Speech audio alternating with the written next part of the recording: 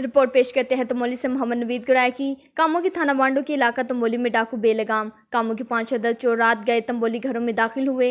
कामों की तंबोली में एक हफ्ते में दूसरी बड़ी वारदात है। कामों की चोर घरों में दाखिल होकर तकरीबन 18 तोले जेवर और 1,15,000 रुपये और घर वालों से कीमती सामान ले उड़े। मुतासरा खानदानों ने मीडिया से गुफ्तगू करते हुए कहा कि 5 चोरों ने घर वालों को यरगमनाल बनाया और आराम के साथ घरों में सफाया करके भाग गए। चोरों के हमले से वापसी की CCTV वीडियो हमारे नुमाइंदे ने हासिल कर ली। इसकी तफसीलात बताने के लिए हमारे साथ मौजूद है मोहम्मद नवीद गुराया। जी नवीद गुराया, तफसीलात से आगाह कीजिएगा। जी नाजरीन, मैं इस वक्त मौजूद हूँ थाना वांडो के इलाका तंबोली में, जहाँ आए दिन वारदातों का सिलसिला जारी है। यहाँ एक हफ़्ता पहले भी ऐसी ही वारदात हुई जिसमें काफ़ी लोगों के घर लूटे गए। आज रात फिर एक वारदात हुई है जिसमें 5 घर लूटे गए और जिनमें 3 घर एक ही ख़ानदान के हैं, जिनका तकरीबन 18 तोले जेवर और 1.25 लाख रुपया तकरीबन और मालियत का सामान यहाँ से गया है। और इनसे पूछते हैं कि वो इस बारे में हमें क्या बताते हैं। जी बंदे आए ने रात के 1:52 ਤੇ ਇਹਨਾਂ ਗਨ ਪੁਆਇੰਟ ਦੇ ਸਾਨੂੰ ਯਰਗਮਾਲ ਬਣਾਇਆ ਤੇ ਇਹ ਤਕਰੀਬਨ 2 ਘੰਟੇ ਤੇ 40 ਮਿੰਟ ਸਾਡੇ ਘਰ ਰਹੇ ਨੇ। ਉਹ ਸਾਡੇ ਘਰ ਹਰ ਚੀਜ਼ ਚੁੱਕ ਕੇ ਲੈ ਗਏ, ਬੱਚਿਆਂ ਦੇ ਕੱਪੜੇ ਤੱਕ ਲੈ ਗਏ, ਜੁੱਤੀਆਂ ਔਰ ਕੱਪੜੇ ਵੀ।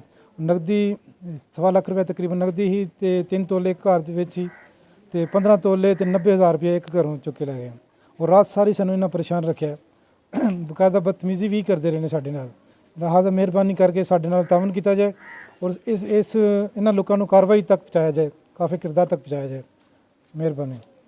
ਇਹ ਸਾਡੇ ਹਮਸਾਏ ਨੇ, ਤਕਰੀਬਨ ਇਹਨਾਂ ਨੇ ਦੱਸਿਆ ਕਿ ਰਾਤੀ 1:52 ਦੇ ਅੰਦਰ ਘਰ ਬੰਦੇ ਦਾਖਲ ਹੋਏ ਨੇ ਔਰ 2-3 ਘੰਟੇ ਲਗਾਤਾਰ 4-5 ਘਰਾਂ ਦੇ ਵਿੱਚ ਉਹਨਾਂ ਨੇ ਕਾਰਵਾਈ ਕੀਤੀ ਹੈ।